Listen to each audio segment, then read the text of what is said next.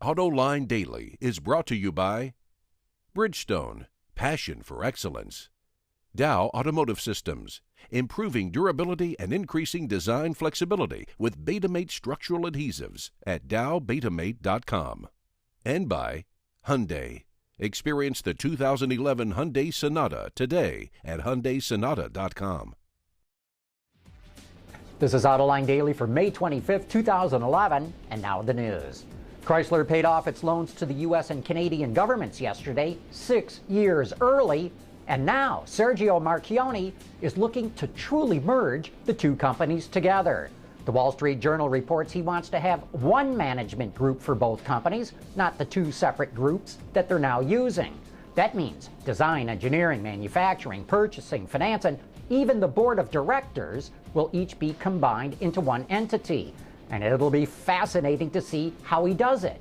Will the managers at Fiat be the ones who take control, or will Marchionne decide to balance the company between Italian and American managers? I guess we'll know soon enough. And speaking of picking top managers, the French government is telling Renault what it wants the company to do before it approves its new chief operating officer. As we reported yesterday, Renault would like Carlos Tavares to replace Patrick Pallotta to become COO, reporting to Carlos Ghosn. But before it gives its okay, the French government, which owns about 15% of Renault, is demanding that Renault play a bigger role in its alliance with Nissan. It also wants Renault to make more upscale cars in France, and it wants the COO to get a more important title. You know, it's interesting to compare how government involvement in a car company differs between the U.S. and France. While Uncle Sam dictated the terms of the bankruptcy for GM and Chrysler, it's refrained from telling management what to do since then. In France, the government is telling Renault to do what's right for the country, which may not necessarily be what's right for the company. Volkswagen just opened a new manufacturing plant in Chattanooga, Tennessee, and now Audi may want to get in on the action.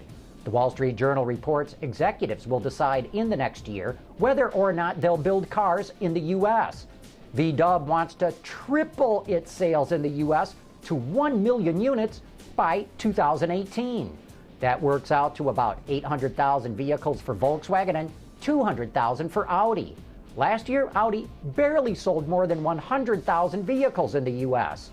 But the question is, what model or models would Audi build here? The A4 is far and away its bestseller in America, but 3,000 cars a month is not enough volume to keep a factory open. The Q5 is their number 2, but only about 2,000 folks drove away in one last month. This tells me the company would export vehicles from the U.S., and where the dollar is now, could make that good business sense.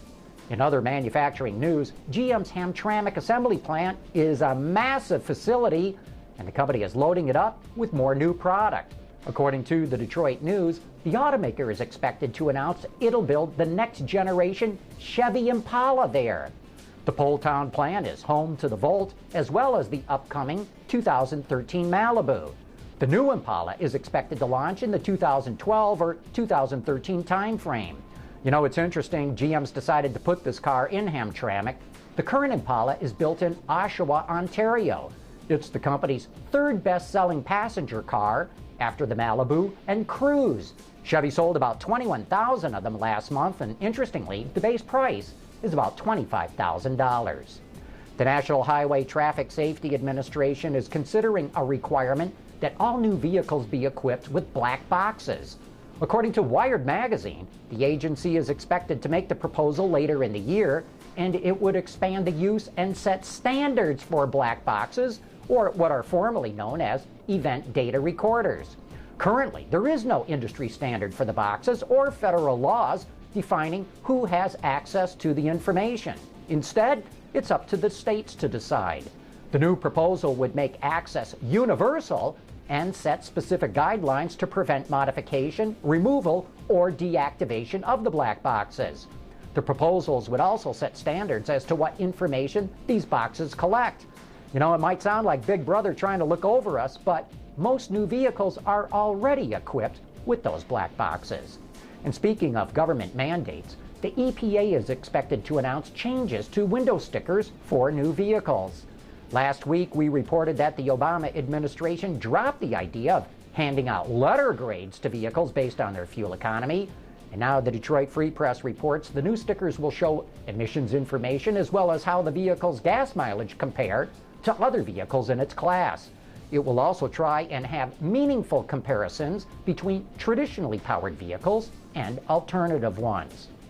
One analyst is warning that Chinese automakers face severe overcapacity unless they change plans to expand.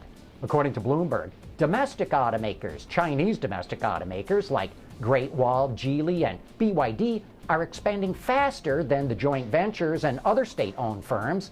Those three companies plan on expanding capacity 55% by 2015. Overcapacity could hit 3 million units next year for Chinese automakers. Sales in the country are slowing down, so unless they start aggressively selling overseas or cut back on their expansion plans, overcapacity will cripple profitability there.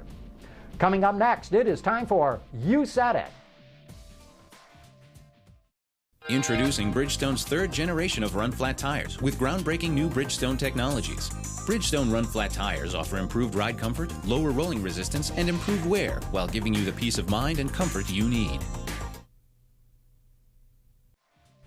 And now it's time for You Said It. Jesse writes in to say, if all the tree huggers out there ever came to their senses, the U.S. wouldn't need to worry about oil in the Mideast. We could produce what we have and sell it like they do.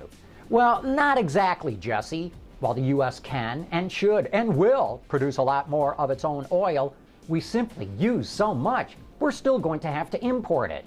The optimists say the U.S. can increase production by 2 million barrels a day, but that means we'd still need to import nearly 8 million barrels a day. However, that would put us on the path to eliminate importing any oil from OPEC countries. HTG wants to know, how does VW sell TDI engines, but the other car makers can't seem to make it work? Is it really California's air laws that are keeping diesels out? Well, California isn't helping the situation when it comes to diesels, but the main reason VW can make it work has to do with volume. VW simply sells more diesels in Europe than any other manufacturer that sells cars in the U.S. That means it can spread its manufacturing and emission costs over more engines, making it cheaper for every diesel car, including the ones it sells in the U.S. But having said that, BMW, Audi, Mercedes, Mazda, even Chevrolet will start selling diesels in the U.S., and come 2014, we'll see others jumping in as well. Kit Gerhardt saw our review of the convertible Camaro and me complaining about wind noise. He says, I don't know exactly what is meant by wind leakage here, but all soft-top convertibles have wind noise, even expensive ones like Rolls-Royce. Yeah, I know, Kit, but this was a specific air leak in a specific location on the passenger side window. Once the car went over 45 miles an hour, it became very noticeable. I don't know if it was a problem with the top or a problem with the build quality, but no rag top should have that problem, especially one that costs $43,000. Cozy Cole says, John, you're bashing the cafe rules and displaying a chart on usage, but did you take into consideration all the extra drivers and cars since 1980 on our roads? Well, Cozy, I did take that into consideration. My point is, the cafe laws were written to reduce how much oil we use. And we're using more, not less. So if the goal is to reduce oil, then we need to have a new plan that will do just that. And Daniel Armstrong wrote into us on Facebook saying, I'm reading conflicting reports about Chrysler paying back its loans. Some say Chrysler is paid in full, others say Chrysler still owes money on the loans. Who's right? Well, Daniel, Chrysler borrowed money from the banks and sold bonds, then took that money and paid off the government loans, which carried extremely high interest rates. So even though it borrowed money to pay off its loans, it's going to save several $100 million a year in interest costs. And thanks for all your letters and comments. We truly appreciate your involvement and feedback. And that's today's report on the top news in the global automotive industry. Thanks for watching. We'll see you tomorrow.